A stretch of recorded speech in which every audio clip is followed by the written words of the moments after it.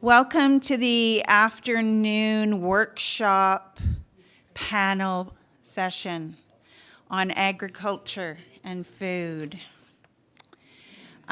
So we have three speakers this afternoon. We have Margie Donin that you heard this morning, and I'm hoping I didn't just murder your name. And Paula Cranmer-Underhill and Tanya Wall. And so Margie's going to speak for a little while, and then Paula and Tanya will have about a half an hour each. These are all very exciting enterprises, and so without further ado, I'm going to invite Margie up to speak. Maggie, I'm sorry. And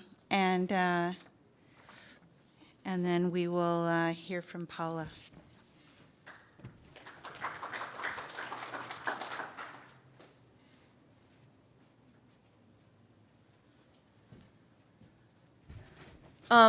Okay, so I was under the impression this was more of like a panel. So I'm not prepared with anything specific. I thought it was gonna be more of like a question and answer. But I know there was a prompt sort of about how we can support small-scale agriculture programs in rural communities, but I'm not sure if there's anything else specific that people, you all heard from me somewhat extensively this afternoon. This morning. I'm happy to talk about any of those things, any of the things I talked about in more detail, but I'll give the other speakers more time. That I would love that. I love a Q&A. A real issue in my very, very large geographic community, but very small population, is we don't have abattoirs. We don't have small animal abattoirs. We don't have our large animal abattoir is closing. We have meat cutters, but no abattoirs. Can you tell me what an abattoir is? I'm thinking you're saying avatar, but I know you're not. I don't think we use that term in the U.S. Okay, yeah, that's what I was. Where does that term come from? I believe it's French. All right. It does. It sounds much more. So, what your small farming situation is close to greater populations, so you have an advantage on us. Mm-hmm. And I'm just wondering if you have any insight on how maybe a co-op or something like that might be. Yeah, so I was speaking with somebody earlier about this, but so where the Intervale itself is located, where our owned land is in the most urban part of the state, but the rest of Vermont, there are quite rural areas. I don't think they're as isolated as it sounds like some of the communities here are. Like they could drive 2 hours and get to Burlington, or drive a couple hours and get to Montreal, but they are still quite rural and quite isolated. So we had an issue, I think about 5 years ago. The slaughter and processing kind of industry and part of the supply chain was definitely a challenge in the state.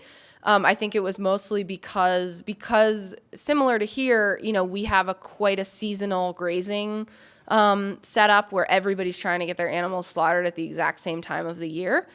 So the state invested in some technical assistance, both working with slaughterhouses as well as working with farmers to try to encourage farmers to think about how can they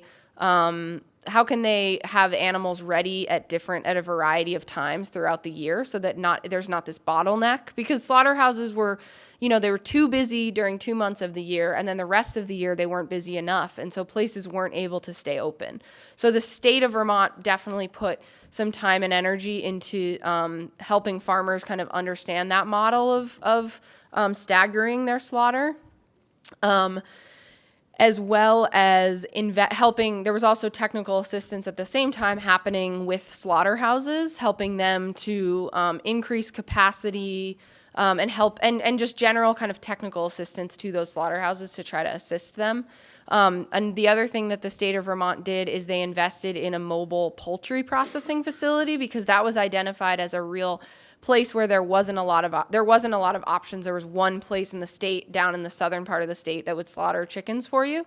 And we have a regulation where basically if you want to raise 1,000 meat birds or less, you can slaughter them on your farm with no inspection, but you have to sell them all direct to consumer. So either through a CSA or through the farmer's market. You can't cut them up, you can't process them at all. So a lot of people were doing that, but I look at a lot of financial statements with farmers, and you can't really make any money on 1,000 broilers. Maybe if you're doing it yourself and you don't have to invest in a lot of equipment, but it's not really an awesome model. So the state invested in this mobile poultry processing facility. The state paid to have it built, and then they leased it out to a couple of guys who wanted to run it and operate a business running it. So they did that for a few years, and they were doing it under inspection, so people could raise a lot more birds and have them slaughter them. You still couldn't get the birds cut up. They just weren't offering that service. But this allowed people to increase their capacity, and it meant that they could go around all over the state to different places. That turned out to also not be financially viable because, and I don't know the exact kind of what the sort of weak point was, but I think moving a trailer like that around on dirt roads, that have washboard and all this kind of stuff was just really hard on the unit. And they were just spending too much money, like fixing things on fuel, all this kind of stuff. So they decided they wanted to stop that, and the state took control of it again and then basically sold it to one farm, who then said, we're not taking this thing on the road because clearly that doesn't work, and just kind of left it where it was. But now a number of farms with grant funding from the state have built their own poultry processing facilities on their farms, and have been able to process birds for other farmers. So those are just a couple of examples. I think the mobile unit is challenging, and we don't have a large animal, and we haven't had a large animal one in Vermont. But I know like some islands in, I think off of Washington, there's one that travels around there for beef animals and things like that. But I think a lot of technical assistance, both with farmers and with those slaughter facilities, to try to look at their business models and figure out how can they kind of fit better together. Thank you. And now I know why we call them abattoirs. When you say staggering slaughtering, it just doesn't sound right. That's what's happening. And we do have some chicken plucking or processing mobile plants. One of them was called the Plucking Mania. Oh. So it does, the restrictions on those processing units is now they have to be chilled before they can leave the unit. Yep. And it just doesn't work out as possible. So Yeah, it seems like you need to have kind of the whole soup to nuts or not, but offering one part of that system seems like it would be complicated. Yeah, I mean, we now just have a lot of options for slaughtering in the state. I think people still feel like the quality and the customer service that they're getting is not, farmers still can't get a list of every single cut that they're getting and how much it weighs. Like they have to go through by hand and unpack every box of meat and write down what they got. And I think people still feel like they're not always getting the animal that they sent in, and there's definitely some challenges. But I think with state support, it's gotten a lot better. okay, thank you. Are there more questions? Oh, there's one right here, and you do have to use the mic so that it's recorded. It's not actually a question, but I was interested in hearing more about the program that you deliver on assisting new farmers, and maybe you can walk us through an example of what you do and the types of supports you provide. Yeah.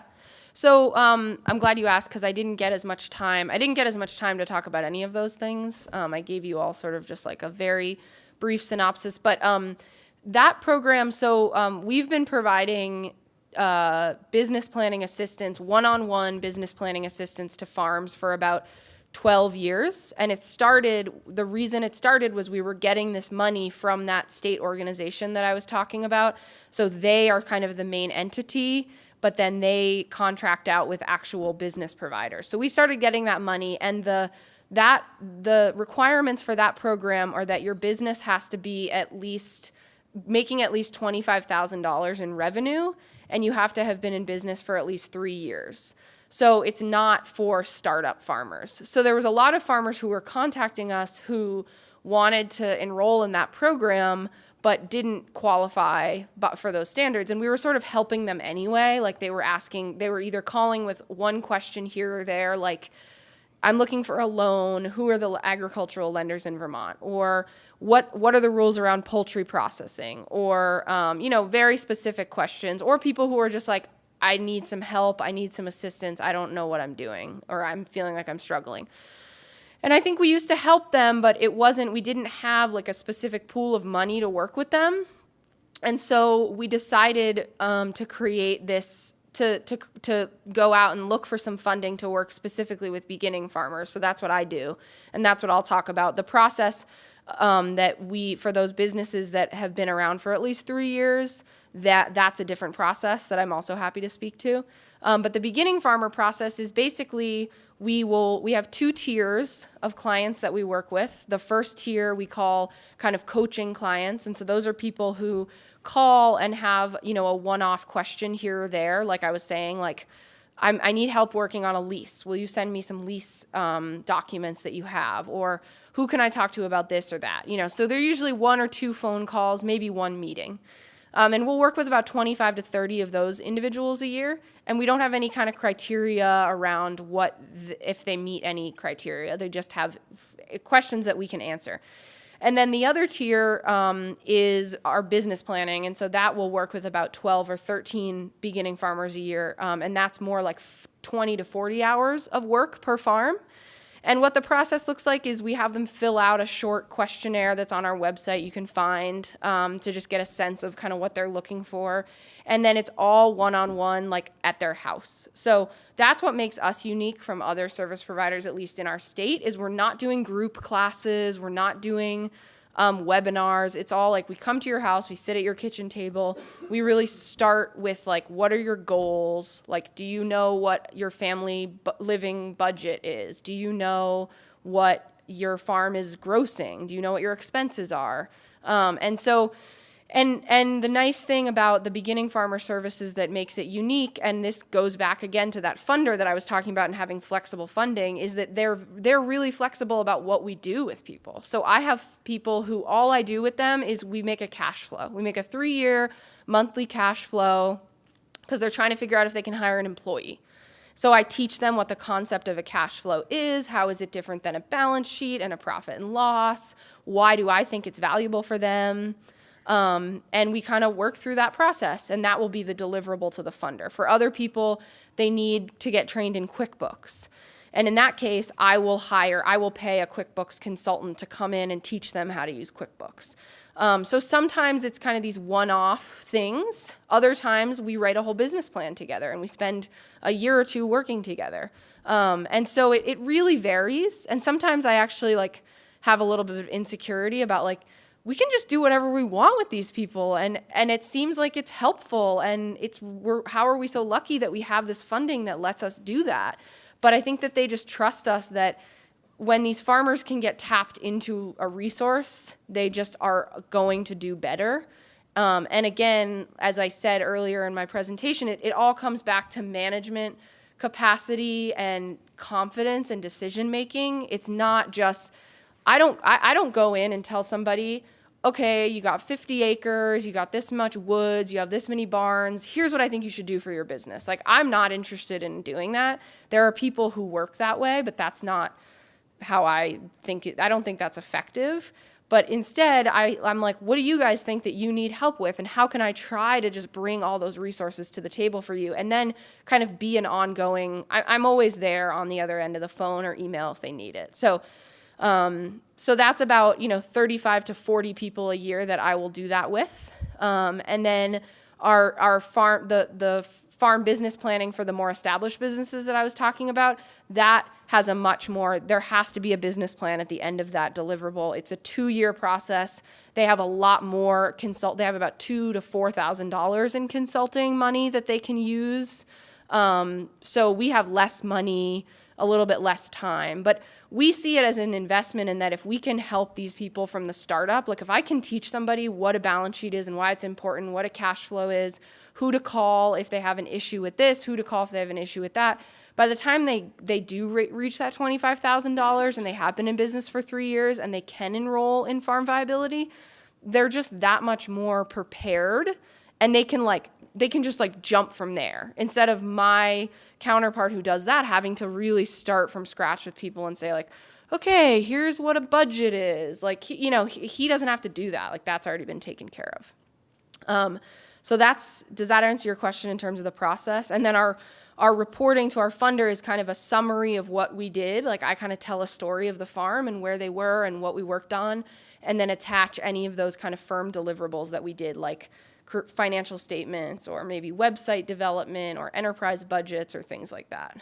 And we're really the only organization in the state that is able to do that with that kind of flexibility. And we don't do any outreach, really. Like, people just find us, and we get lots of referrals from other organizations who are like, I can't work with this person because they don't fit within my criteria. Can you work with them? And we're just like, yeah, we'll help them. That's fine. So, yep. Oh, okay. This is, can you hear me? Yeah. This is more reply to Sally's question. I just wanted to add maybe a local comment about that. Yeah. My brother, he has a ranch and abattoir, and he's east of Williams Lake, and he's been in business since 1990. And initially, he did most of the work himself. He had a couple of people helping with him, but it was always a struggle finding skilled workers. And then he got into the foreign worker program, and he had a couple of people from Mexico, one from the Philippines, and he had them working for him for several years. And then there was a change in the foreign worker policy. And so for the last 5 years, he's really struggled to find skilled workers, and he's having to close shop. So there's another abattoir that's going to have to close because it doesn't have skilled workers. Yeah, and I think we see that in Vermont in terms of labor.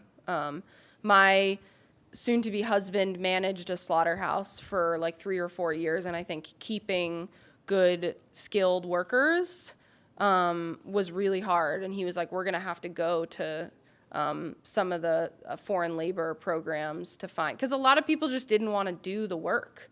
And it was really hard on their bodies, and working in a slaughterhouse is no joke. It's intense. I'll take one more, and then I'll let the other, or maybe you're keeping time. I don't have to worry about that. Yeah.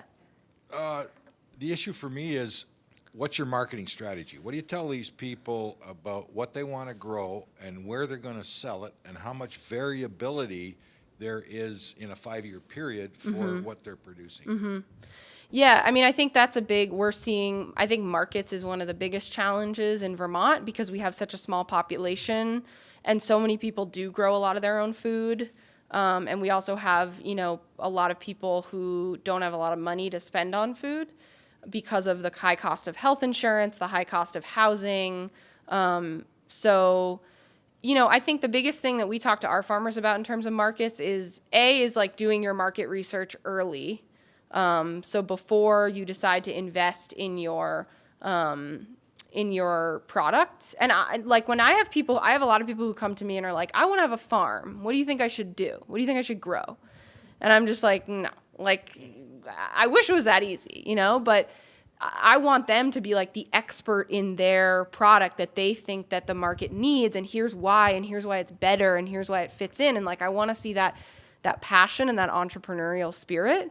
And I think that's what separates the entrepreneurs from people who may be better suited employed as a manager on a farm. And that's something we're thinking a lot about in Vermont, is how can we take the farms that are, relatively successful and help grow them and help them be more successful, so that they can then employ people, year round and give them salaries and give them benefits, because there's a lot of people, especially people my age, my peers, who get to a certain point on a farm and they're like, I don't really want to work here anymore for like $10 an hour. And I don't really know what my future is, so I'm going to go start a business, even though they don't actually want to be a business owner. They don't have that spirit that you see in, like, when Sarah spoke about her business, or that vision. So I would say the early market research, where they really understand their competitors and they understand why their product is different, and, like, talk to me about the attributes of why your product is different than those other products. The other big thing that we talk to people about is diversification, because of that fluctuation that you're talking about in terms of over a 5-year period, how different markets can change. And, a lot of people sell to restaurants, and restaurants are coming and going all the time, especially, in Burlington, people are opening and closing restaurants constantly. And so that's a risky business to have so much invested in as your buyer. So I think when people can be diversified and have a combination of direct marketing, a little bit of wholesale, some direct wholesale, some CSA, that kind of thing is important. But I do think that marketing is becoming, like, the biggest challenge now for new farms starting up in our area. Like, I think the knowledge base is there, the skills are there, the infrastructure is there with moving food around and storing food, but I think people don't know where to sell the food to. And that was part of our impetus for starting the food hub, was to be the buyers of food so that farmers could just worry about growing it and not have to worry as much about selling it. I think that's, and I don't have the answers of, like, what the niche product is today that there's this huge gap in, but I think people need to do that research and be an expert in that area. Like, again, like Sarah, she was the expert in, like, here's the options out there for me for work pants, and none of them are awesome. And here's why I want to, or here's the options out there for poultry right now in our marketplace, and none of them really meet my needs, and here's how I'm going to fill that. So, yeah. All right, I will step away and let some other folks who haven't been talking all day talk.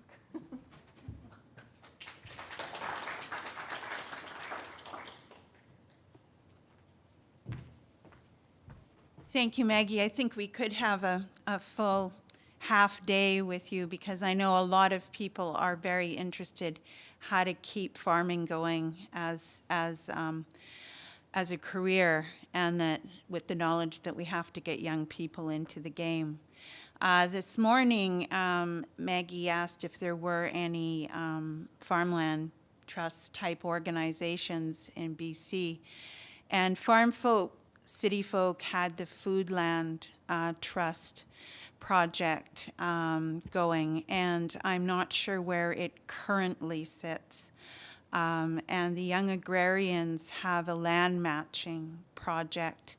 North Kootenay Lake Community Services also had an online email-based system. Unfortunately, what we don't seem to enjoy sometimes is the predictable long-term funding that allows you to then take it the next step further and work with individuals. So it's lovely to see when that is in place and you've got talent and skill such as yourself and your colleagues, what actually happens. So thanks for that. And our next speaker actually is going to do a bit of a presentation, because you have not heard from her today. Paula Cranmer-Underhill is from the Numgis and Schleswig First Nations. She coached me a bit, thank you. And was based in Chilliwack and has been living in Stolo territory for over 40 years. In her communities and the wider community of the Fraser Valley, she's held many positions on voluntary boards and such as tourism and agriculture. And please read her resume because it's very impressive. Currently, she is, and her family are running the Spapium farms in Lytton, BC. And Paula is going to tell you about that experience today. Welcome.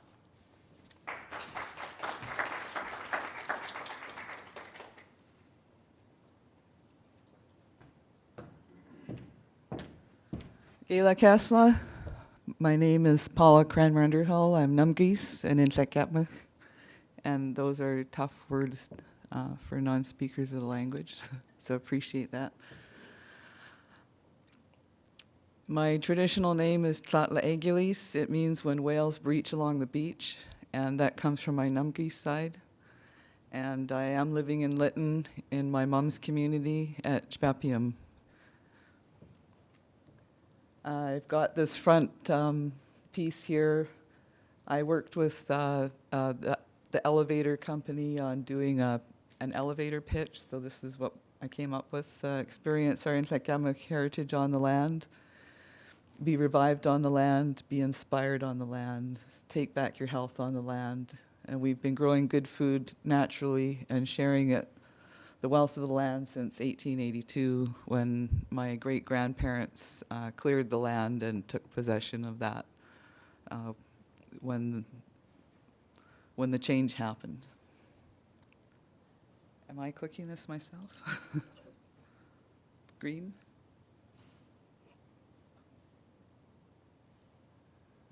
Oh, sorry, I'm not very technical. My grandparents were Isabel Oates and Canoe Harry Tom. They both came from the Fraser Canyon. My grandfather came from a community called Boothroyd, and it was just down the canyon south of Lytton. And my great-grandmother resided on Spapium with the rest of her family. My grandfather, Raymond Tom, inherited the land from them, and he passed on the 35 acres and 3 parcels to me to care for in my time. We've got excellent climate, really hot, warm weather. We're just south of the desert area in the canyon, and we have lots of water and good soil. The land, you can see it was farmed in my mom's day. That's her on the right, and my auntie in the wheelbarrow, and my uncles. And it's been not farmed for about 50 years, so we've just had cattle and horses fertilizing it for us during that time. So when we actually broke the soil, it really grew fantastic food. In the beginning, when we first got started, we live on the west side of the river. You have to take a ferry ride to get to our place, and we had to pack materials over the CN walking bridge, and this fire broke out. It was high water time, and we had a good crew. I had John Alec was helping me out, and he helped organize workers, so I was able to employ 12 people in the first year. This is some of our heritage produce. So I accessed a bunch of programs that are available out there, and with the BC Ministry of Agriculture, I had a Tier 1 production planning, and Jack Reams and his wife did that. And I was able to access a small growers loan fund from Van City Credit Union, and also a Get Youth Working program so that I could employ youth, and that was with using my own money, and then they'd reimburse at the end when I finished the program. So that was really excellent. I've had a lot of farm community support. The Stein Mountain Organic Farm in our first year, Erin and her husband called me up and asked me if I'd like to have some starter plants, and I said sure. So I wasn't expecting, 5 truckloads worth, but that when the guys went down to go pick it up, that's what they came back with, was going back and forth and got us 5 truckloads of starters. So that was a huge help. I also have a mentor, Mojave Kaplan. She's known as the Seed Warrioress. She's really into heritage seeds and preserving that for the future. And then a good friend of my mom's husband loaned us his heavy equipment, and that was really helpful with getting a lot of, because there was the fences were down, the irrigation ditches were all filled in. We operate on an 1882 technology with our irrigation ditches, but we've got drip tape and mulch down on the farm.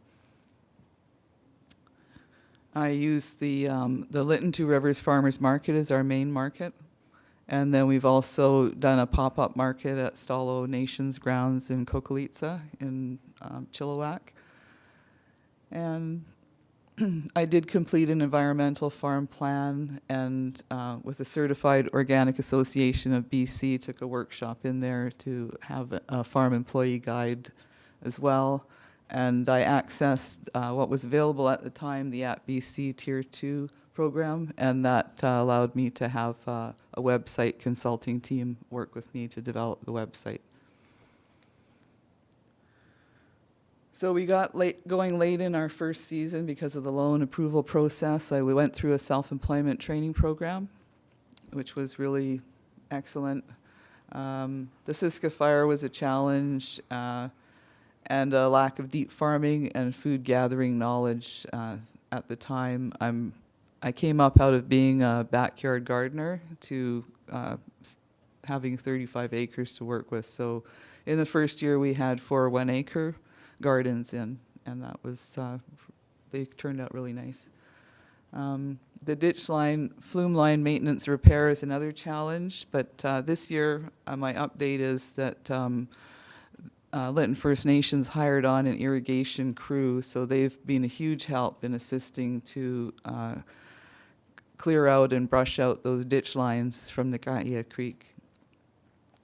And I wanted to start out with the CSA in our first year, but talking to my mom, she said, no, you're going to prove you can grow the vegetables first. So it's always good to listen to your mom.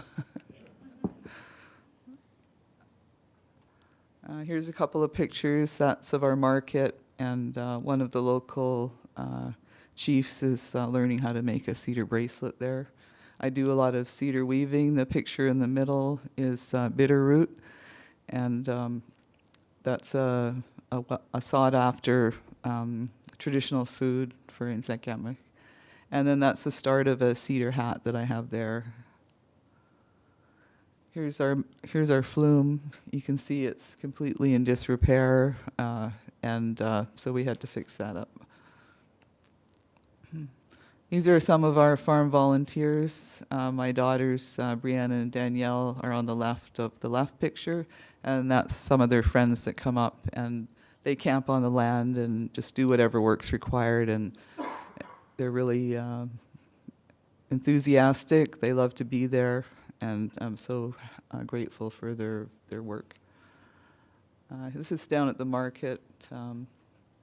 That's Mojave that's got one of my hats on. And these are a couple of other people in the community. In Houston, in the middle, is my elder. She's an advisor to me, and she actually gifted me with a horse, which is a huge cultural thank you. So I'm excited about that. This is Brian tilling the potato field in Garden 1. And he's using a walk behind tiller. We don't have a tractor, so everything's takes time. And these are the girls. They went and picked the cherry trees and sold the product themselves. They do the social media, so they were able to get it out there and got it all sold. So that was awesome. This is Brianna. She was a marketing and social media intern last year, and so she managed all of the markets that we went to. I helped her with gauging the picks, but she did really well and got us on Twitter and Instagram and all of those things I don't know about. Here's some of the markets we've been to. That was Brianna on the Orange Shirt Day. It's a Remembrance Day for all of the people who went to residential school wearing orange. And the one on the left is a 100 Drums event up in Chalouse near Merritt. And just really nice to get out there and with everybody. Everybody's so enthusiastic and supportive. And whenever we're at an event, we'll just pack up whatever we didn't sell and we'll go hand out bags to people and they can take some home. Or if ever somebody expresses, like we were set up at Stalo one time, and a grandmother, homeless grandmother, she told me, had her granddaughter, and the little girl came up, special needs, and she just grabbed at the carrots, and she was like, "Oh, I'm sorry, and I only have 27 cents." And I'm like, "That's fine, she can take what she likes." And she said, "Well, I'd like to pay for it." So I said, "Well, you can pay me if you want to give that." She wanted to give the lesson to her granddaughter that you pay for stuff. So I said, "Sure, I'll take your 27 cents. This is my daughter and her partner, Matt. And this is one of the pieces that the market managers do for all of the attendees. They assist with, putting together little promotional pieces for us. I also do Indigenous Artisan show production. I've partnered with the Harrison Hot Springs Resort in Harrison Hot Springs. And so they've given us the room. I went to see the marketing manager, and I said, "Hey, Ian, I want to do a show," and this was beginning of December. And he says, "Okay, yeah, give me a call next year." And I said, "Well, actually, I wanted to have it like in a week or so." So he said, "Okay, sure, yeah, let's do that." And I said, "Then I got another favor to ask of you." And I said, the artists are just trying to make a living. We love your beautiful hotel. Would you consider giving us the room? And he said, "Sure." So people helping out in that way just makes it really good, because then you can create an opportunity for others, and it's really so helpful to everybody. So this is a little bit of the artisans that are there. This is some of our veggie boxes from last year and the year before. This is last year. I was out harvesting the pumpkins and the squash, and my friend Mojave came by.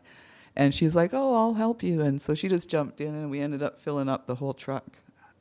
So I didn't have anything out. Somebody asked me one time, "Do you look at the Farmer's Almanac, or how do you know when things are supposed to happen?" And I said, "I look at my elders, and when they say the frost's coming on Sunday, you better get your crop off the field, because they just know." This is some of the cedar bark things that I make. I make cedar bracelets. It's a common first activity with people when they want to learn cedar. And cedar's really powerful medicine. And I work with 6 First Nations communities also, so I do this with a lot of people. And because of the residential school impacts on our culture and the losses, this is something that is really empowering and lifts people up, and they feel very accomplished when they've made something, because sometimes people haven't had those teachings. And this has turned out to be, I did have a cedar weaving line in my business plan, and it's really taken off, and it's doubled since last year. And I mentioned connecting them with their ancient traditions is really empowering, and a lot of interest from other people as well. Just a short time ago, I was teaching the teachers, the child care providers for the young people got the knowledge of how to weave cedar, so then now they can do that with their students. New opportunities with Lytton First Nation Health. I was hired under contract to do coordination. So it's my planned off-farm income. I was planning on farming for 7 months of the year and then consulting the other 5. So it turned into a little bit more than that, but we're working with it. It's given me an opportunity to learn traditional ways, like gathering our foods on the land. I work with a lot of cultural keepers, and they're sharing their knowledge, and we organize groups to go out for a pick. We got a Traditional Foods Tuesday, and we go out on the land and get asparagus or bitterroot or whatever's ready out there, we go get it. And oftentimes it's gifted to the elders or used in some event if we put it away. A big part of that is developing a traditional wellness framework for the people on how we're going to move forward with these learnings. And I'm a student in Royal Roads University, and my initial research was going to be developing a healing destination in Indigenous communities. There's been a lot of cultural appropriation out there, and so just looking at what's happening worldwide and trying to develop a place that our people can come to, that everyone is welcome to, and to get some of those wellness teachings and just having a location to help people feel well. So this is a little bit more about the traditional wellness and some of the objectives there, which have been achieved. We had a huge success in our launch event. I think the next slide shows it.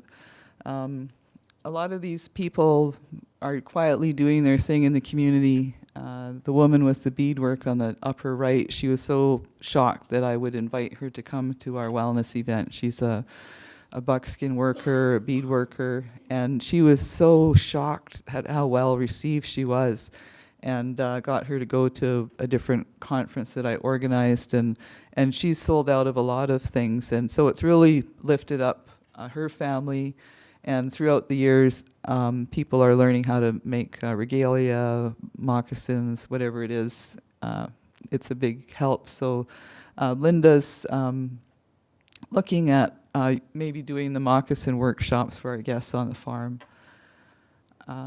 We had a camp in Botany, and we're out on the land in Houston, did a sweat lodge ceremony, so people got to learn about that. A lot of people hadn't had a sweat before. And then we take the elders out, and the lady on the right's looking for Donin, the wild potatoes. On the left, you can see the tsaweta, so wild celery, and in the middle upper one, you can actually see the little potatoes being held. That's the people are just happy to be out there.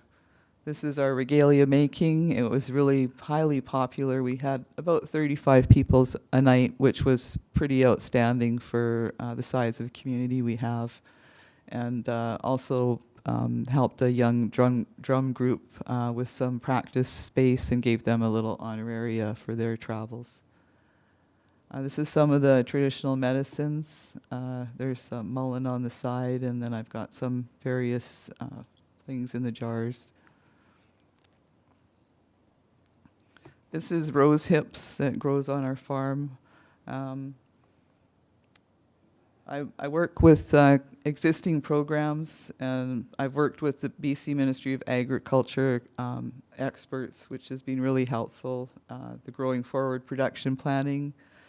And I build on existing research like the nutrition studies and the traditional foods guides that the First Nations Health Authority in BC has put out. A lot of learning on the land. I take people out. This is my daughter gathering sage, and I've taken out visitors from London to go have their first pick of sage.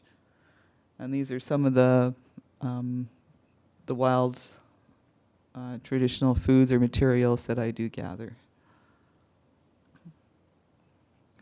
We've had walking tours on the land last year, and cultural-based tours are on offer on our website this year. I don't have any bookings for that immediately, but I do have a media fam tour, which I'm really pleased to be doing on Friday. So I'm working with one of our traditional food people who's actually got award-winning bannock, and then with another one down the road from Scapa with Scapa Wild Mountain Huckleberry Jam. So whatever I do on the farm, I want to gather in other people so that they have a benefit. And working with the cultural keepers is a key.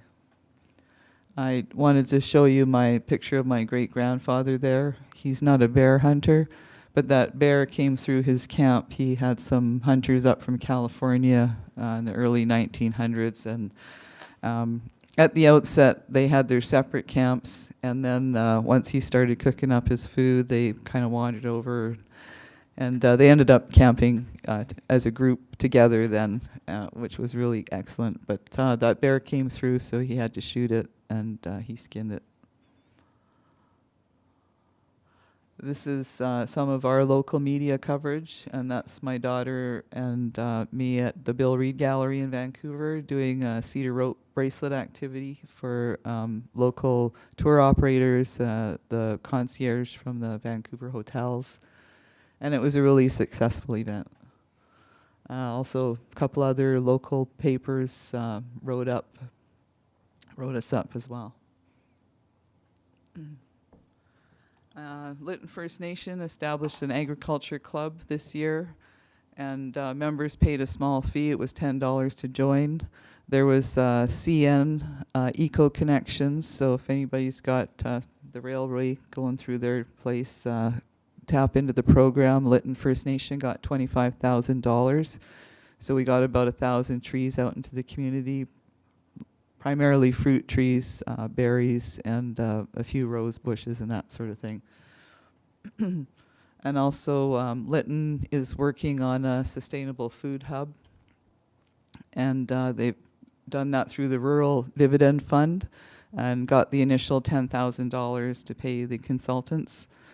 And now we have a submission in under consideration, and then also matching that up with Indigenous and Northern Affairs Canada application for some AcDev dollars there for a facility. They've looked around town, and there was little pieces that we could do here and there, but nothing that would be fitting the food hub at the moment. That's one of the trees that we got, that little apple tree. And that's our old apples. They're so old that I took them to Hofstede's in Chilliwack, and he took them to his apple guy in the Okanagan, and he didn't know what they were, that they were that old. So we're still trying to figure out what they are, but people don't mind just buying no names. Horses are coming. I was gifted the horse from the elder, so we're going to have horses, and hopefully have more horses than the one, because they're a real healing way with people. And we've got a lot of children in care, and actually in town it was a high horse culture place, and people are saying we really want our children to be able to ride, and we have so many trails up over the mountains everywhere that we need to reactivate them and start having our horses back. New and future goals. We have camping at our 5-acre lot down the road. It's pretty rocky down there, so we just roughed in some campsites to put those on offer. It's a beautiful site just above the junction of the Thompson and the Fraser.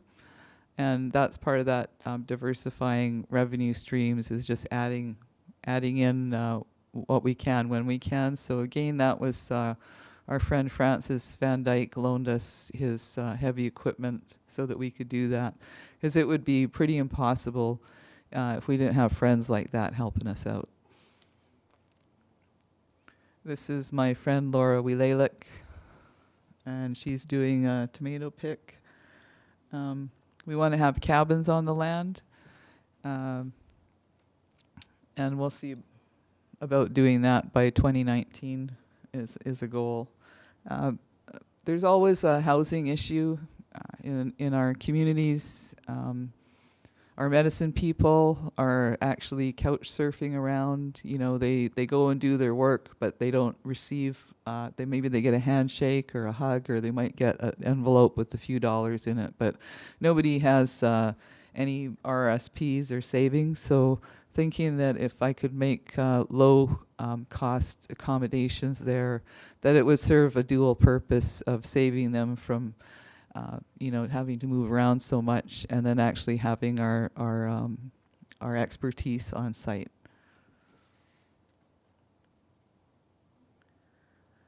Guided hikes in the Stein. There's a lot of people that go into the Stein, and it's we're experiencing damage to our pictograph heritage sites up there, and if people knew more and appreciated more, the value of that is not something to hack off to put on your fireplace. Or even people have gone to the extreme. I've just heard from our administrator that they're helicoptering boulders with pictographs out of there, which is just crazy. The moccasin making, whole family makes moccasins, and so that would be an offer for people wanting to bake moccasins. A lot of people come to Canada and they want a cultural experience, and that would be a great one. We are planning special food and music events. My daughters have lots of musician friends that are just willing to come up and play and help out. And in the fall, to do a pit cook. You know, when people go to Hawaii, they always go to a luau, and we actually do pit cooking. So that would be another experience for people to have. To create more livable space on the land, to create more spaces where we can do activities, you know, simple spaces where we could go and cedar weave where we're not, you know, trying to put up a 10 by 10 tent in a windy place. It's really super windy there. And that's my sister, and that's the view from the edge of our farm down over the junction of the Thompson and the Fraser. And that's what Lytton means, Kamchin. It's where the rivers meet. And that it takes all of us. That's our farm gate. That's my daughter and I smelling the roses. And it takes a lot of people working together. I have offers from people that just want to come and help out. They're like, I love to weed. It's my therapy, or I'll come and work for you and trade for food. I do a lot of trading where people will come in and whatever their specialty is. You know, the neighbor showed up with wanted to get some salsa ingredients, so I said, sure, yeah, go ahead and pick. And they're like, oh, will you trade? And I said, sure. What do you got? And so she pulled out 2 jars of salmon. Well, I don't have time to can salmon. So that was a really brilliant trade. Another guy brought me some tsawan, some wind-dried fish, and I kept telling him to take more because, you know, he gave me 2 sides, and he just had one of those yellow boxes full, and I felt like he needed more. So he came back in the fall for potatoes. And then, yeah, you just got to take your time. You know, glitches happen, and you just got to kind of roll with what happens and ask people for help, which is a difficult one for me because I was always told, don't ask. You know, you don't ask. From my parents, they're just like, don't ask for anything. So I have to get out of that to ask for help. And then this is my husband, Brian Underhill. We've been married for 29 years, and he's my best man. He's there all the time.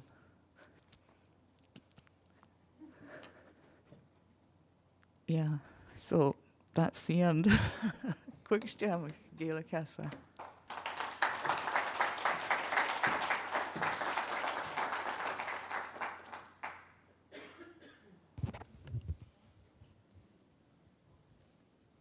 Thank you very much, Paula. I see that there's a question over here and one over here.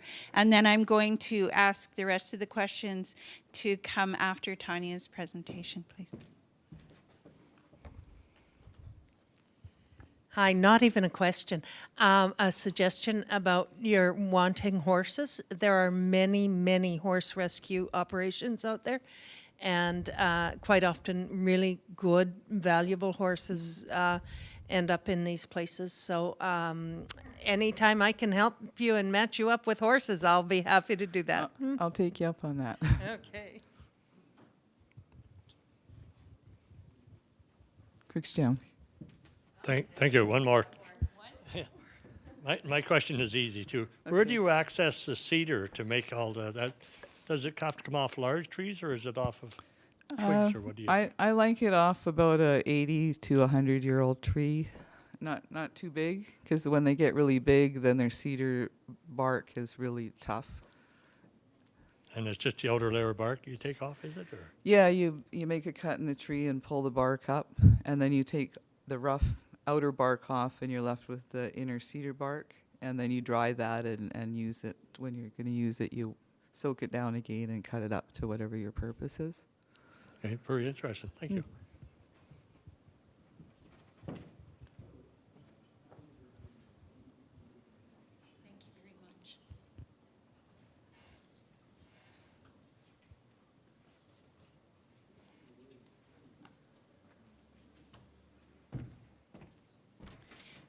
So next we have Tanya Wall, who is actually my colleague at the Regional District of Central Kootenay, which is one of her many hats. Tanya is going to talk about the Fields Forward project and the mobile juicer and the myriad of other exciting things going on in the Creston Valley. The Creston Valley is one of those rare places where the municipal and rural directors work together really well to put their area forward, and they're doing a fantastic job.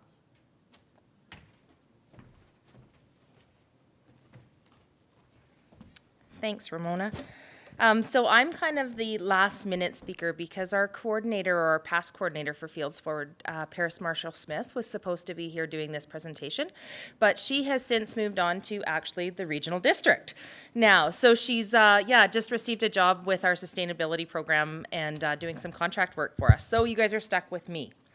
So Fields Forward is actually very similar to the Vermont model, and what we have done is we've taken the Vermont model and learnt a lot from what they were doing. So our outline of the presentation is pretty much I want to talk to you about two initiatives that we're working on, which is our mobile juicing press and our Kootenay Farms.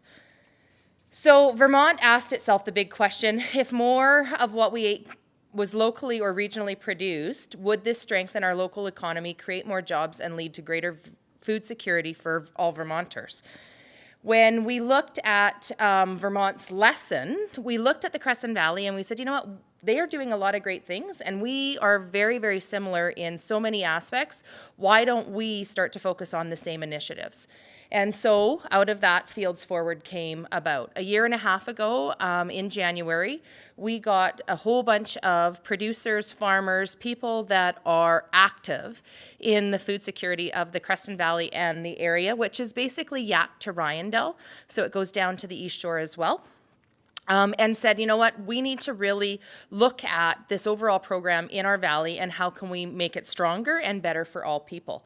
So when you take a whole bunch of people, and we had approximately 100 people in that room that day from all different areas, all different interests, and we said, what are you guys working on, and how can we really direct this in one direction to make a complete impact in our area and grow the food security in our area and the livelihood of farmers? So when we looked at it, we said there needs to be, you know, the ingredients of our piece of the pie is a common agenda, shared measurements, continuous communication, mutual reinforcing activities, and a strong backbone. So our vision for Fields Forward is Fields Forward envisions a vibrant and productive local agri-food system that builds genuine community wealth by supporting and sustaining the community's environmental, Aboriginal, social, culture, and economic and aesthetic values. So when you look at that, that's some pretty strong values, and it reaches out to all community members. Our common agenda was that we needed to have goals. We needed to have goals and really drive this process to make it impactful for our community. So we looked at, number one, it has to have increased economic development in the Creston District farm and food sector. It needs to create and maintain meaningful, sustainable local jobs in the farm and food economy, create and maintain culture and social values for the food and farm sector, develop locally appropriate food production, processing, storage, distribution, and sales, and improve the access to healthy local food for all the Creston and District residents. So how we've done that is through some of our partnerships and our community workings, and that's our strong backbone in our community. So we have regional partnerships, like Ramona said, with the Creston and District Community Directive Funds and our Kootenay Employment Center. So Creston and District Community Directive Funds was created out of a grant from Columbia Basin Trust, and it was really looking at three different components in our community. So food and agriculture was one, youth and engaging youth in our community, and then also business retention. So it really had some focus values as well. Kootenay Employment Center is our Work BC office, so it's through the Ministry of Jobs, Tourism and Social Development. And then we looked at, so those were two partners that were supporting this initiative. Then we said, for this to be successful, we really have to have somebody that's focused and driving this initiative forward. So the paid coordination, which was Paris's role, since she's left, we've just impact team has picked up a couple different places, and we will be replacing that role in the future.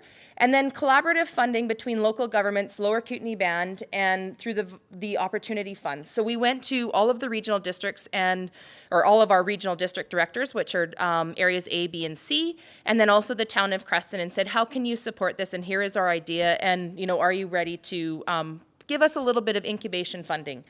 And then we said, to make this also very focused, we needed, some strong personalities in the community that are doers and drivers of projects and that have had successes in other areas. So we created an impact team. And then the 3 years of initial funding through the Creston and District Community directed funds to really give it the legs to stand in the community and start the programming and then move forward. So our impact team consists of, this is 5 people, we were 6 because Paris was our coordinator, but Laura Francis. So Laura Francis, her role is, she works for Kootenay Employment Centre, but she also has a very strong agricultural background because she has a market garden herself. Her and her husband Nigel run Cartwheel Farms. Dave Much is very, very experienced in agriculture. He worked for the Ministry of Agriculture, did a lot of work in the Okanagan, actually in wineries and that sector, and then moved back to Creston because it was home and just loves it. And he started William Tell Estates, which is apple cider. They do apple cider, non-alcoholic, sparkling apple juice, and then a bunch of purees. And Dave is always inventing something else that he's trying at market, and then still he works at the Grower Supply, which is one of our agricultural components. Jen Komar is our farmers market manager, and she is also a town council representative, and her husband Joel run Skimmerhorn Consulting. And a really neat story about Jen is she started with the farmers market in 2010. And since that time, she has grown our farmers market to annual sales last year are estimated, because of course it's farmers market, so you can't get a true statement, but our farmers market has grown to $2.2 million in annual sales in a year. And then in just recently as well, from the BC Association of Farmers Market, Jen was awarded Farmers Market Manager of the Year, and our farmers market was also Farmers Market of the Year. So Jen is really a strong powerhouse in our community. Nicole Schreiber, Nicole's over there, she's also part of our team, and she is from the East Shore and our Area A connection, and she runs and organizes East Shore Food Routes and also sits on the Creston Valley Food Action Coalition, which plays a very, very strong role in our farmers market and our Harvest Share program. And then myself, I'm Regional District Director, but the other hat that I wear in the community is my partner and I are also developing a new restaurant that is going to have a localized menu that is based on food and wines of BC, and obviously the food we're going to source as much as we can locally. And then I also work at one of the sawmills in town. So many, many hats, but very exciting to be on this team, and I have to tell you that this team gets stuff done in short periods of time. Like there is a lot of strong personalities, but very, very devoted people on this team to making a difference in our community. So when we got this room full of people in January, we threw out the idea of what can we do and how can we make agriculture stronger in our region. And one of the things out of that day, we picked some specific topics that we really focused in on and have had working groups working in our community with community leads on all of these. So the impact team really took a focus on the co-marketing and the infrastructure, which is Kootenay Farms and the juicing project. But we also focused on education, and just to touch lightly on some of the things that have happened in our community through the education sector is we now have community gardens back in our school system. So each of our schools in the Creston Valley have gardens that the kids are going out and have a garden classroom to work in and learning about the importance of food and where it comes from.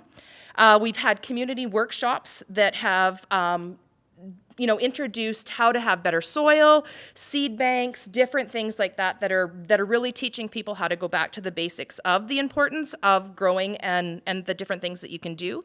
When we look at the culture bubble, it's we look at the lifestyle and the importance of being able to have access to healthy food and the abundance of food that we have in the valley, and how can we connect that to and get it more pronounced in our everyday living. Access to market, we have done programming with our local grocery store. So we have an Overweighty Foods, and Overweighty has taken on some of the initiatives themselves and worked with producers to say, this is the criteria that we have to be able to sell your product in our grocery store because of the legislation and requirements. And then also farmers market, really growing the connections to other markets, and then also connecting and linking the different products that are grown or produced in the valley out to other markets. And I know last year we were in Kelowna in November at the Ag Workshop, or the Ag Techs conference, and really connected with some of the others. We were listening to the Sobeys and the Choice Foods and those kind of things, and we've had some of our producers that have created products coming back from that conference and sharing the information have now expanded out into different markets all over BC. So we've got our Bad Duck Caramel in Vancouver, it's in Whistler, it's, the Purees, Dave is shipping his stuff all over BC. So it's really exciting to see that happen. Farmers market, obviously that's a natural one for us. We're just building on the opportunity, and people are driving from all over to come to farmers markets now, and it's really becoming a tourist entity as well, so we're really driving that. Extension and training, so again, community workshops, education. We're working with the College of the Rockies in the Creston campus and the Cranbrook campus, and working on farm operators equipment training course, and then also greenhouse training. And it's really finding, I know last year at UBCM I spoke with Minister Bond a little bit about a farm apprenticeship program, and we're still working on the nuts and bolts of that, and hopefully be presenting that in the near future as well. And then labor market, and this is where I really got involved because in my area, in my jurisdictional area as a regional district director, I have a large area that produces cherries. And every year we have that transient worker, or that migrant worker that comes in and moves through the province. And we were having some issues with the labor, finding the right trained labor. And then we were also having housing issues with the pickers basically living in creek beds, river beds, those kind of things outside of actual. So this was really my passion for getting involved in this group, but it has translated to much, much more. And then, so one of the other things that we've worked on through the labor market is the retention of ag sector workers. And through this year, in working with KES and Work BC, we have created an online web page that farmers can access and pickers can access, and we actually can partner up farmers that need specific, 1 or 2 day pickers or 3-week pickers, and we're working it all out of our Kootenay Employment Center. So it's working really, really well. And I'll get into Kootenay Farms and the juicing project fairly soon. So the mobile juicer, the impact team had an idea. And really, this idea generated from Dave and Amy. So Dave is, again, one of our impact team members. Dave and Amy have William Tell Estates. And Dave was accessing the mobile juicer that actually came out of the Okanagan region. He was bringing it to his farm and having his apples juiced for his cider, or for his base for his cider and his purees. And he said, you know what? Why don't we look at this and bring this and have this opportunity come into the Creston Valley? And when we said, okay, yeah, you know what, we've got a bit of an opportunity here with apples. But then when we really started looking at how could this juicer be effective in our community, it changed totally. And how it changed is we have a large cherry production in our community. There's small farmers, there's commercial farmers, and we were putting approximately 250,000 pounds of cherries in our landfill. perfectly fine cherries. They might have been cracked, they might have had a bad stem, they might have been missing a stem, they might have been a couple days old, and the farmers just could not get them to the commercial markets or to the fruit stands to find the opportunity to sell them. So we knew what the problem was. We knew that we could have an opportunity to find a solution, but we really had to get the community engaged in the opportunity of investing in this piece of equipment that could do cherries, it can do carrots, it can do beets, whatever, and then apples in the, because it's a mobile press that can do fruits and vegetables. So our committee decided to do Press Fest. And where Press Fest come from was we have, through the community or the Food Action Coalition, they have a gleaning program called Harvest Share that goes around, and if you have a tree that you cannot pick or that is abandoned in an orchard that isn't being maintained, volunteers will go out and pick that tree or that, any kind of fruit, get it into our food banks, get it into community members that are in need, and really it helps in two ways. So you're taking a food source that is sitting rotting on a tree or that potentially will rot on a tree, and you're gathering it and using it, and then it also keeps wild animals, the bears and that kind of friendly population down and not causing issues in communities. So we said, how about we work with Harvest Share, and they can glean the trees for us and collect what they can in apples, and then we will go to local apple producers and say, for our Press Fest, would you entertain the idea of donating some fruit or selling us fruit at a low cost so that we can have a community Press Fest and get the community engaged in our project. Through the Press Fest, we also contacted, because the best way to get people engaged is through the children, right? If you've got the energy of a child telling you a wonderful story of how they just made apple juice, everybody's going to want a box of that apple juice. So we talked with the local schools and had each of the schools bring or have the opportunity to bring children to the property and watch the juice being made. So they got to dump the apples into the hopper, watch the whole process, and then each school got to load up 75 boxes of 5 liters of apple juice and take them back to their communities or back to their schools for their breakfast programs or fundraising in the community. So this is the mobile juicer unit that we have purchased, and we purchased a used unit because when we looked at the viability of the project, we were looking at brand new, but this opportunity came up because the owner of the juicing press in the Okanagan here wanted to expand his operation and needed a larger unit. So we said this unit's only 2 years old and it makes sense to buy it because it's well maintained and it makes sense to not pay top dollar for a brand new unit.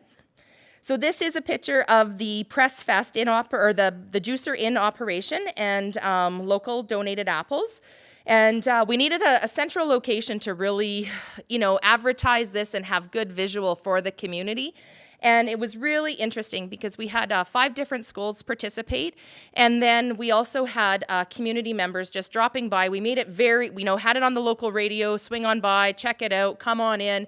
And if anybody wanted to get right up on the machine, we let them come onto the machine, see how it really worked. We had volunteers stopping that, thought that they were going to come for 5 minutes and ended up staying for 45 minutes or 5 hours shoveling pulp off of the discharge of the juicer. And so it was really, really impactful in the community. And our impact team said, we're doing the right thing with this project.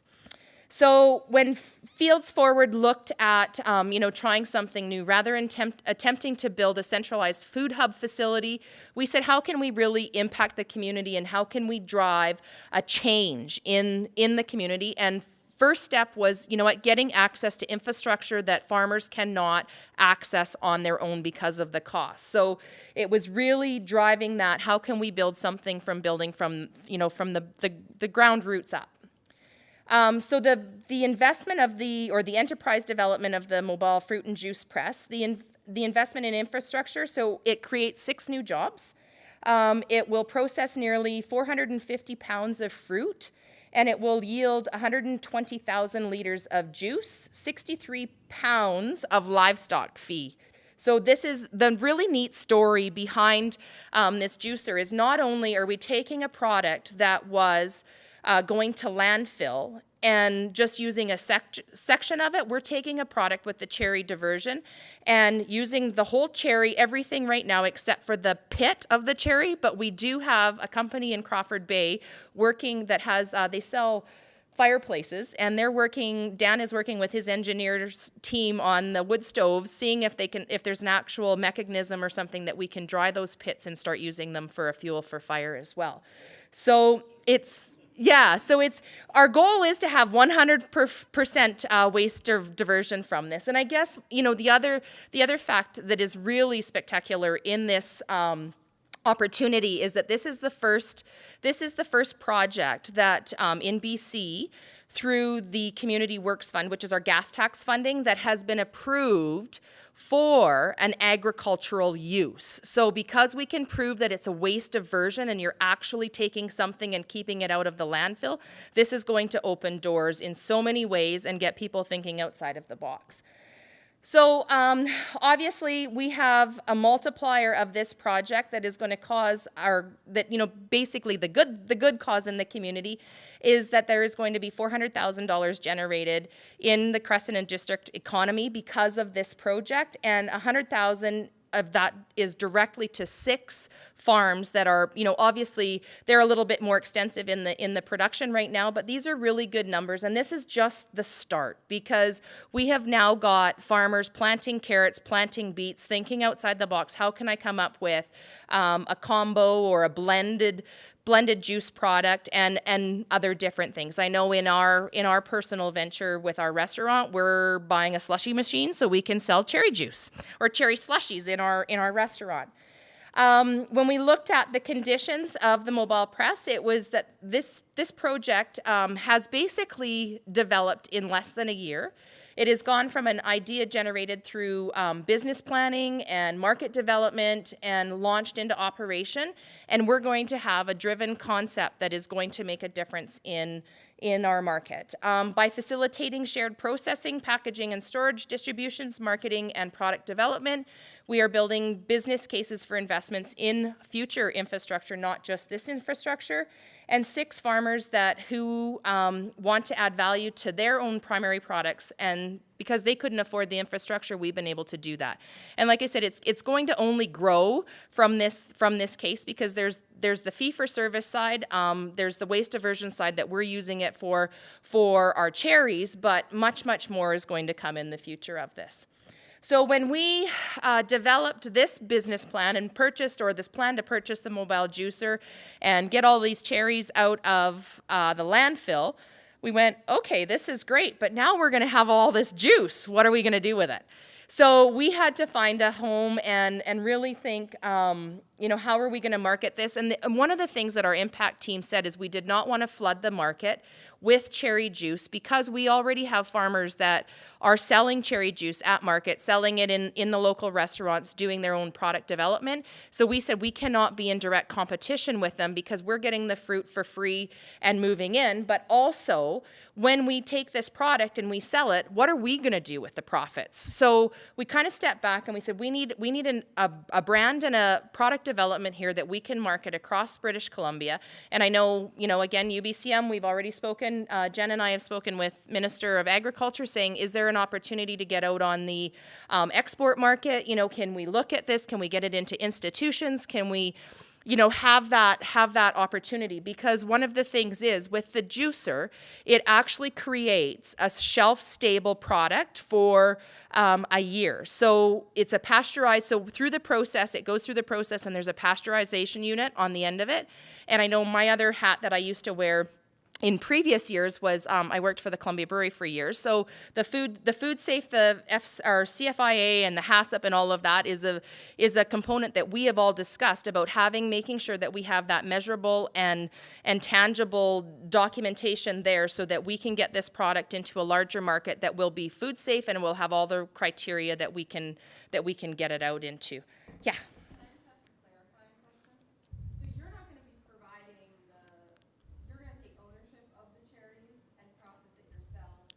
Yeah, so there's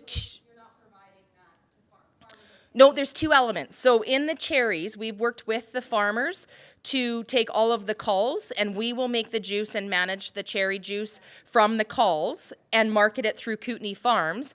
And then there will be a fee for service. So if you're a producer or a grower and you want to have your own product juiced, we will then make that connection as well. So it's a little bit of an organizational structure there. And then one of the other things that comes from Kootenai Farms is, so we through a grant through Ministry of Agriculture on product development and marketing, we were successful in hiring Greg McLaren from Left Field Marketing, and he helped us develop Kootenai Farms, because one of the things that we wanted to focus on was not just having a cherry juice product. It was, how could we take and expand this opportunity and grow it into a market, and then also grow it region to region. Because if we put a label on it as Creston Valley, you're kind of limited from that Yak to Ryandell area, and there is so much more potential, and that was one of the things that we were listening to. So we chose Kootenai Farms because of the fact that it represents a regional area. So we have East Kootenai, Central Kootenai, and West Kootenai, and we have a lot of agricultural development in all of that and different products. So our long-term goal is to use Kootenai Farms as the big umbrella brand, and then pull in different farmers. You keep your own identity of your product. You would just have the Kootenai Farms logo or label somewhere on your product line to identify the region and that branding mechanism of coming from the Kootenays. So when we looked at our cherry juicing, our product development, we chose to go with two different well, I guess there's three actually, because there's the bulk, which will be sold in container, and then our box product and our bag product. So this box is a 5-liter box, and basically it's like a wine box, right? It's the cardboard box on the outside, cryovac bag in the inside. You pop the little spout out of the box and away you go. And then the 1.5-liter bag, which is same thing, cryovac bag that, you just drain the product. But the nice thing is too, when we were developing the product, we said, how can we represent the area, but if somebody wanted to use the same branding or the product development opportunity, can we change that fruit on that tree? So we were very specific to keep it general, keep it clean, keep it crisp, and those cherries could turn to apples, or they could, incorporate some other fruit or vegetable quite easily into that packaging as well. Because that's another, barrier for farmers if they have to go and buy and develop their own specific packaging, where this, one of the things down on the lower, on the box especially, right beside Kootenai Farms, you could actually put the producer's name there if they wanted. So there's opportunity to have, different packaging, but keep it generalized and keep the brand moving forward. So when we look at the structure of Fields Forward, we looked at how do we really make a difference in the community by having, really there's two different entities. So Fields Forward is the big picture organization and the name that is out there right now. And it's going to man the mobile press and really drive phase 1 of the project. So our future, and then Kootenai Farms is going to be the business side of it, out in the market, that real pushing that development of products from the Kootenays. So we said we're going to look at setting up Fields Forward as the charitable organization and that society kind of, general feel-good side of things. And Kootenai Farms will be the business entity that will be out there working to make that profit. But where it fits in that bigger picture is the profit from Kootenai Farms gets reinvested right back into the agricultural sector of the valley. So all of the profits that come from Kootenai Farms and that cherry juice and the other product developments and the co-op and all these future things that we have will go right back into the innovation and expansion of our agricultural sector in the Creston Valley. And I know one of the things that we've already started working on is taking it to the next steps is really that, where do we go? And I know as an impact team, we've sat down and we've talked about already where we are with Kootenai Farms, where we are with Fields Forward, and we're already on to our next project, because we've said we have to take a step back, get this juicing project off the ground and really make it successful. And we've, completed interviews last week for some of our personnel and different things like that. And there's a lot of steps that we still have to complete. But Kootenai Farms is where we really want to start showing people that you can have a product. You don't have to make oodles and oodles and oodles and be able to supply 10 grocery stores. You can supply a small market and also then have a seasonal market. So one of my passions, and I'm slowly getting our impact team onto onto the side too, is having a localized grocery store downtown. We have, even though the Creston Valley has a number of fruit stands and access to, you know, driveway sales, those kind of things, it's about really tapping into that tourism market for me, and also giving that connection to, I know I can go to out to the fruit stand on my way home from work, but what if I could walk by a local grocery store and pick up my salad stuff, you know, as I'm going to my car? Or if I know I want that puree because I'm having a dinner party and I want to make a really cool appetizer, where can I go instead of trying to get a hold of that farmer? And that's where Kootenai Farms, in my mind, is where we're really going to drive the opportunity for producers and farmers to make a difference in their livelihoods, because we're going to create an umbrella and create an organization that is going to drive product, and then we can work on how do we get that product out of the Creston Valley into other communities and get a truck leaving our valley with a whole array of wonderful products that can reach out to other communities. And I know Nicole's doing a ton of work on the East Shore and connecting with that product development and that access to market down there, because even though we're 45 minutes to an hour away, we have a struggle getting our product down there, and they have a struggle getting their product to us. So it's going to expand a huge new market for us. So going forward, our 2017 priorities are obviously the labor market, co-marketing, procurement, infrastructure, and education and culture. So pretty much just about everything on our working group bubble. And then really forming the network and the business side of Kootenai Farms. Launching phase 1, because we're going to go into our first year of cherry season with our juicer in the community this July. And then unleashing the local capacity and continue to unleash local capital. So really looking at you know, what other opportunities are there and how can we enhance them? And I know we talked a lot about over the last day and a half about, you know, you need doers and you need people to lead different opportunities. And I have to say that we have been very, very fortunate in the fact that we have access, and I was quite surprised when I was sitting at the table and I added this up. The opportunities that we have had from grants and different programming. You know, and when we talk about, is it sustainable? Well, I believe that we've been given really a gift horse, and we are going to make it sustainable, but how we're really going to make it sustainable is through the passion of everybody in our community, because they've invested just as much as we have.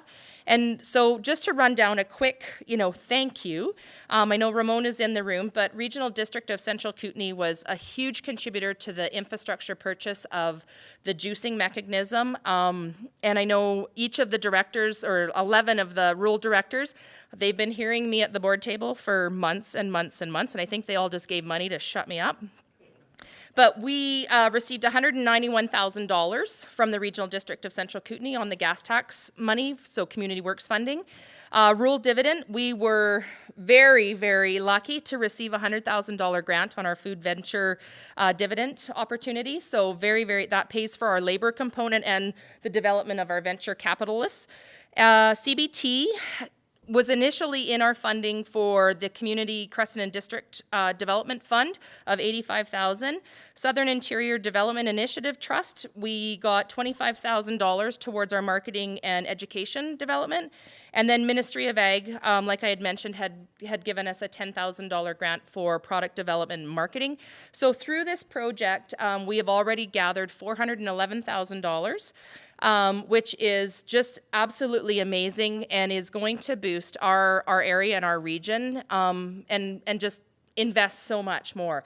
I look at it in the fact of we're having, you know, $400,000 invested, and we're already doing $2.2 million at our farmers market. What kind of doors is this going to open up and drive for the Creston, not only the Creston Valley, but for the Kootenai region? Because I know I was at a workshop that CBT hosted in March, and we were talking a little bit about Fields Forward and Kootenai Farms. Well, next thing I know, the whole room was over at our table talking about how do we link together and get in Kootenai Farms, because I can see this working with this, and I can see, you know, you guys. So it's really bringing our region together with the opportunity for development, and really the key thing for us is giving farmers and producers a good living and our community healthy food and access to that food and products. So that's my presentation. If there's any questions, I would love to entertain them.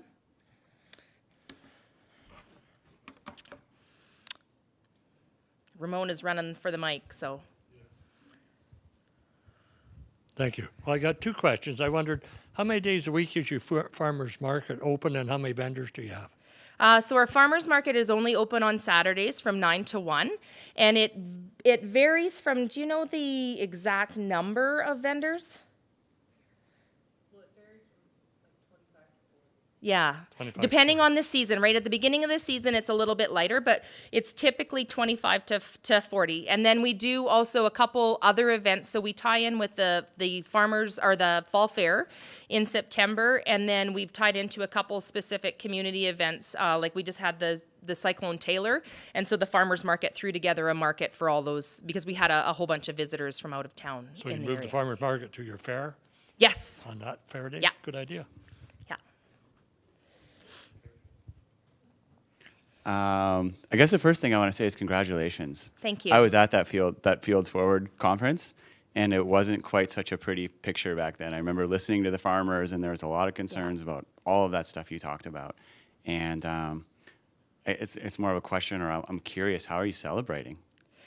Well, we haven't, you know what, we've been moving so quick on getting everything going that we haven't had a thought to do that. But they did in February, they did have pulled it together kind of a community celebration at one of our schools and a little get-together potluck kind of thing. But I know we're really talking about doing a big event around the mobile juicer in cherry season, and then also doing a press event at our fall fair, because it really kind of ties into the Creston Valley.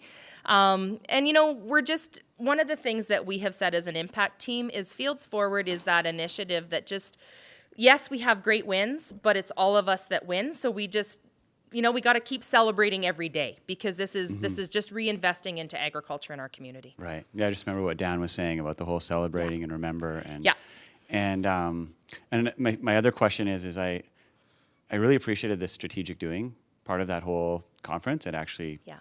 we brought strategic doing to Farm Food Fork and different things in Caslow and around the area, and it became a big thing. And I see it really worked for you, or in some places kind of strategic doing groups kind of started and they kind of fizzled off. And I guess my question is what do you find really worked and why? And also, if you were to go back and do that process again, how might you do this? So I think what really worked for us was just the collaboration of everybody, and we listened, right? Because obviously there were farmers that were a little bit disgruntled at first because they've already got a juice product in the market, and they're going, well, now you guys are going to access, you know, all these other farmers that are going to have the opportunity where I've struggled through all of this. So we've really tried to pull them on and say, okay, but you guys have been through this. How can you mentor us and these new producers to develop a wonderful product? And then the other thing is we've had really, really good support collaboratively from our local government entities. So everybody is on the same message, and everybody is talking about that in the community. And even with our investment co-op, the main criteria for our investment co-op when we pitched and developed our co-op was that that agricultural products or agricultural projects and business development will have first opportunity to the funding, and it is a criteria that it needs to be building sustainability in that agricultural sector. So it's really getting the community all behind it and having one clear division. And when we talk about it at a local government, we know that we have different sectors of employment in the valley, but when you really want to market your community or your area in one specific thing, and when you're trying to attract people to come in and spend dollars or move to your community, what is going to be your strength? Well, when you drive into the Creston Valley from any direction, you just see, you know, you see production, you see agriculture, you see that beauty. So we said we need to really get behind that and change our marketing development to that. You know what? Come to the Creston Valley and leave with a bountiful of different products. So, yeah. It's so really cool to hear that all of this stuff happened from that one, you know, and it's keeps just blossoming. beginning, right? Exactly, it's new. And my other question that I didn't quite get, Kootenai Farms, what type of organization? Is it a co-op, did you say? Or Well, is it so it's the idea right now. Okay. We've been told to put the brakes on and get the juicer running well, and it's a fall project. But that is where we're kind of really looking at it. I know I've been working with the same people that we set the investment co-op with and said, can we really make this the first opportunity of Creston's, ag co-op or producers co-op, similar to the co-op that's in Nelson, but a little bit different, right? You'll buy, because our idea is it's going to be a smaller grocery store, but we really want to focus on getting the product out of our valley, because that's where we're going to have the big wins. Because we're, the local production, we know and we grow where we can get it and we need it, but it's taking those products that are being developed in our area and getting them out to the rest of BC or, the surrounding areas and the Kootenays and having other people have the opportunity. Really cool. Yes. Yeah. I'm going to pass this.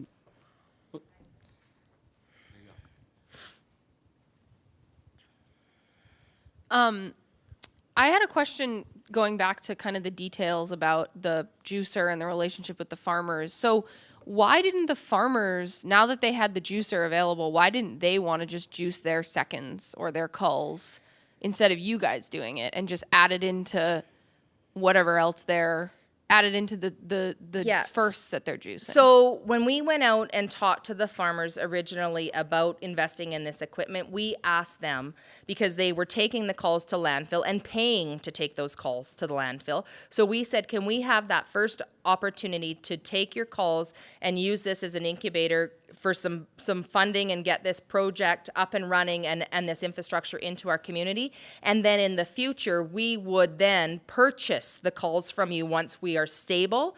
And the reason why our farmers, there's certain farmers that will take and use the culls and do their own juice product, but we have such a large volume of culls, and their money is really in getting those cherries packaged and sent off. Like we've got, one of the largest cherry producers that ships to China in the province of British Columbia, and he does not have the time to be trying to figure out if his cherries are rotting in the cooler, or so it's easier for him to say, yeah, come take them and do them.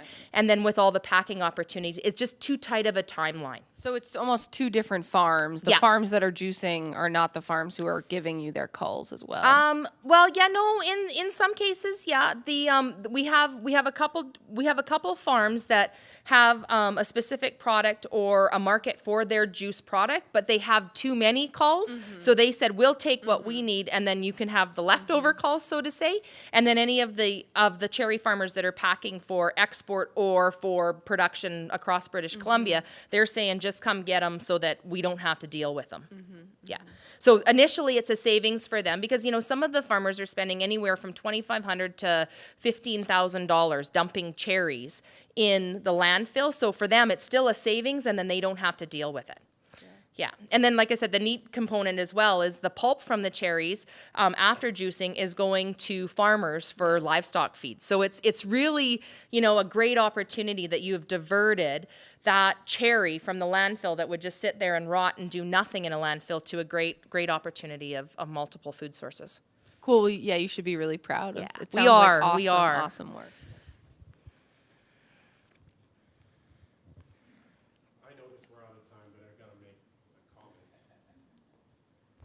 And the first is I'm glad to see the rural dividend money has been put to such good use. That's We're going to be a success story. we see a piece of paper, and this is really a good description. And I guess my question or comment relates to others is that, wow, has the regional district in the central Kootenay ever taken on a task here? And obviously driven by one of these leaders, which you seem to be. Yeah. And well, and there's a whole there's impact others there. team. Yeah, I know absolutely. there's others, but at least you're a good salesperson on it anyway. So Well, it's- excellent project. Thank you. And yeah, really pleased to see it going. Yeah. And I have to say, I grew up in the Creston Valley, and for me, it's about really seeing what we have had all of our lives and giving the opportunity for other people to experience what we have. And this is a wonderful story to tell. And it also, though, even though it's kind of my political job, I'm so passionate about this because it's just reinvigorated my own agricultural connection and wanting to do more in the agricultural sector and really teaching and mentoring people that, you know what, just follow your dreams. It's a lot of hard work, but you can do it. And our team has definitely shared that message in the fact that, you know, don't be scared to step outside of the box and reach to people that have the resources. It's, you know, we've talked about that over the last day and a half, is reach to the people that have the expertise in those resources and get them on your teams. Yeah. I have two questions. I don't know, maybe, well, you're an elected director too, right? Yeah. Is it the gas tax money, the per capita money that we get internally? Okay, Yeah. that's really good news to Yeah, know. so we're breaking barriers on that too, because, you know, they've never looked at agricultural projects as opportunity. So we're hoping that opens some new doors. So you got approval through UBCM for Yes. that? Hey, great. Yes. Good. On waste diversion, though, right? Waste That's the diversion. only No, element. It that's- wasn't on agriculture. No. It was waste diversion. Yeah, you got to read That's, between the lines and. Pretty significant. Yeah. The second thing is, you seem to be fairly intimately involved, even though you're an elected official.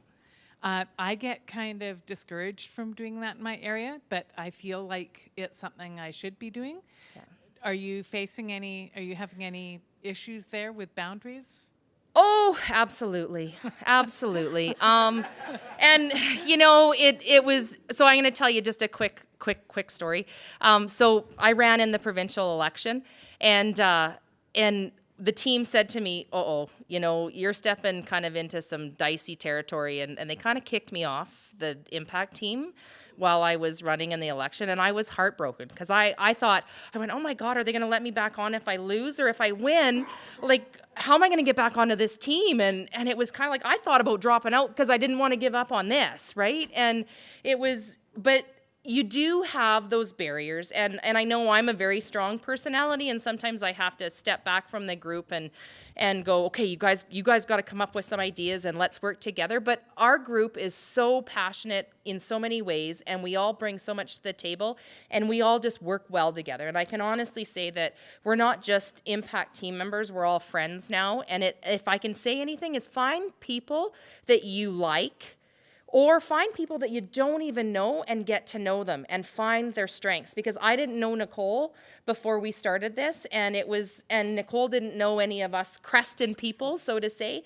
And we have all really built relationships that have expanded into our you know, areas and really built strengths in our communities. So it's a tough one sometimes, and sometimes you have to. You know, I know even when I was pitching to the rural directors and about giving me some money or giving me some of their gas tax money, and some of them are like, well, I don't know about that project. I'm like, come on, you guys, like, get your head out of your rear end and look at how good this project is. And, you know, I stepped on some toes, but everybody come around after, and I had to change style a couple times, but it's for the benefit. But one of the things that we've done too is we said we'll go out into their communities as well. That's the nice thing about it being mobile, is we're going to go out and really, you know, do some wonderful events, press fest events in their communities and at their fall fairs, and get their communities engaged so that people start thinking about, hey, this infrastructure's here, what can I grow to use it? Yeah, so, yeah, I know. So thank you. It was really exciting to present today. I'm very, very proud of this project and our team and what we've done. Thanks.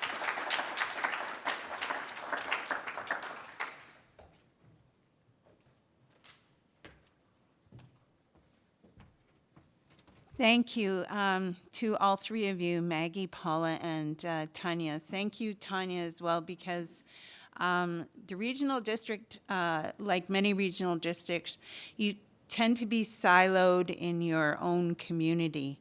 And this opportunity is the first time, or maybe second time, I've seen such participation from rural directors in a project that's outside of their boundaries.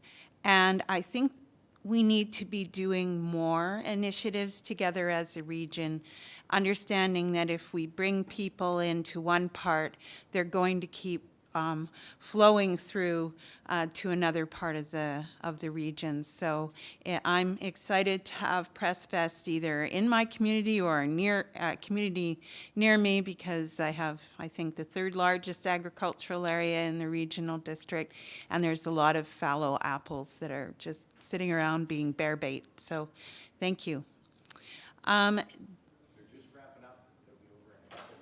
Okay, so I would like to ask if there's any more questions for all three of our afternoon guests in the next 5 minutes. If you've had any latent questions, if you're a wallflower, you're beautiful, but you can ask your question now, or anything like that. Otherwise, Gord, did you want to say a few words? No, we'll just take if there's not any more questions, we'll just take 2 minutes. They're just wrapping up. And it's always a good sign when people don't want to stop. Okay. I have a quick one for Maggie. I was just curious whether the Intervale Center, you mentioned the food hub, and I'm curious whether you're exporting, whether you're doing any, given that you've got proximity to some pretty big markets, or if it's all just being sold locally. Yeah, it was actually funny. I was just thinking that, that the food hub would have been a good presentation to do, sort of diving into that a little bit more deeply alongside hearing about what you guys are doing at Fields Forward. So the food hub is currently only selling in our county in Vermont right now.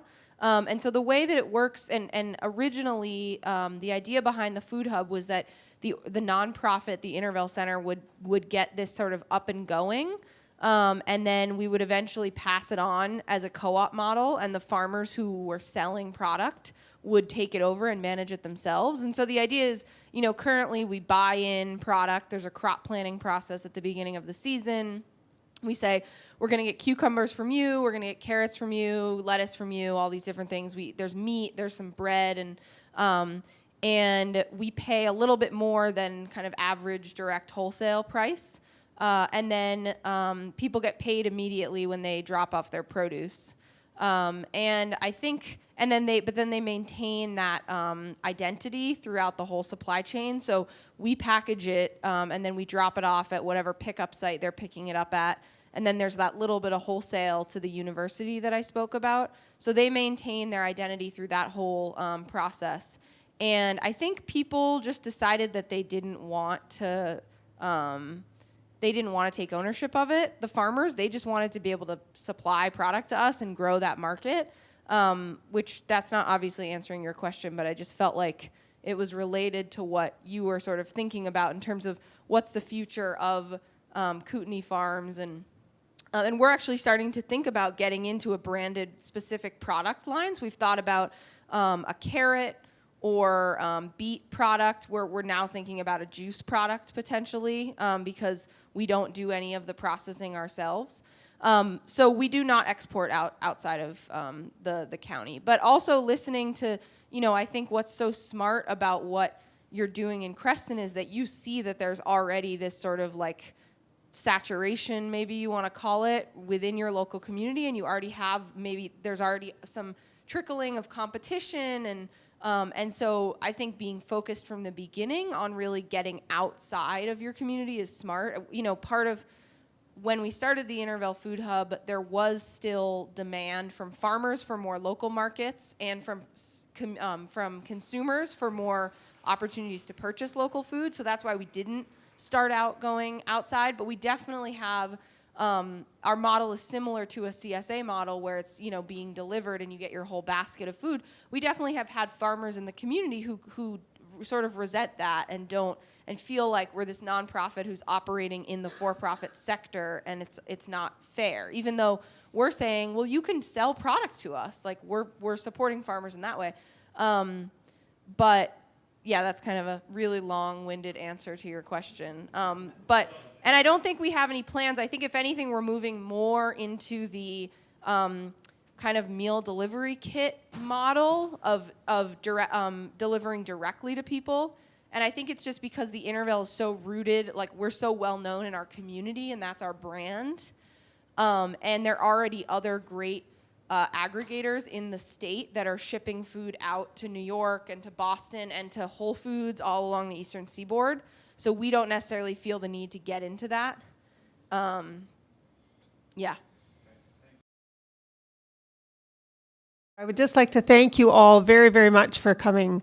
We've had a 2 days just filled with such inspirational conversations and speakers. And I hope that it's all given you each something to go home with and a little bit of renewed energy to make a difference in your community.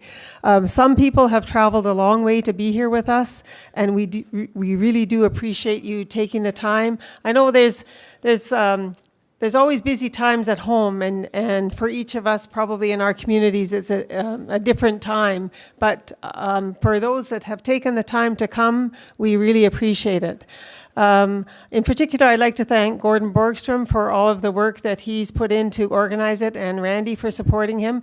And Dallas Brandt, she's done some drawings. This is the second one that she's done over there. Those storyboards are really neat, and we appreciate Dallas asking if she could come and participate here and do that for us. It's just a neat way of looking at what was talked about. Sometimes you're busy writing notes and you miss some things, and sometimes those pictures just trigger some memories. So take the time to walk over and have a look at it. I think you'll find it great. So I want all of you to have a safe trip home. I want all of you to check our website. Please stay connected to us. I'm really proud of what SIBAC has done. I think that we have made a difference. We've been able to influence the provincial government in a few ways, and we're hoping we can do some more again. I know in our rural communities we're all struggling, and I think it's important that we stay connected and stick together to try and improve our quality of life for rural BC. So safe travels, everybody, and thanks for coming.